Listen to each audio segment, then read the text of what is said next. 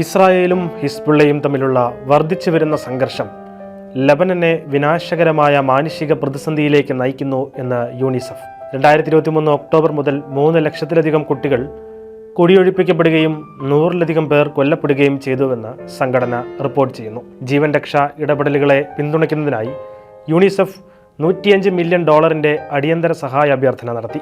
അവശ്യ സാധനങ്ങളും സേവനങ്ങളുമുള്ള 200 ഷെൽട്ടറുകളിലായി 50,000 വ്യക്തികളെ യൂണിസെഫിന്റെ നേതൃത്വത്തിൽ എത്തിച്ചു. എങ്കിലും പ്രവർത്തനങ്ങൾ നിലനിർത്താനും വിപുലീകരിക്കാനും സംഘടനയ്ക്ക് അടിയന്തര പിന്തുണ ആവശ്യമാണ്. എക്സിക്യൂട്ടീവ് ഡയറക്ടർ കാതറിൻ റസൽ ശത്രുത ഉടനടി അവസാനിപ്പിക്കണമെന്നും കുട്ടികളുടെയും പൗരന്മാരുടെയും അടിസ്ഥാന സൗകര്യങ്ങളുടെയും സംരക്ഷണം, മാനുഷിക പ്രവർത്തനങ്ങൾക്ക് സുരക്ഷിതമായ പ്രവേശനം എന്നിവയും ആവശ്യപ്പെട്ടു. അതോടൊപ്പം യുദ്ധത്തിന്റെ ദീർഘകാല പ്രത്യാഘാതങ്ങളെക്കുറിച്ച് ബിഷപ്പ് സീസർ എസ്എൻ ആശങ്ക പ്രകടിപ്പിച്ചു.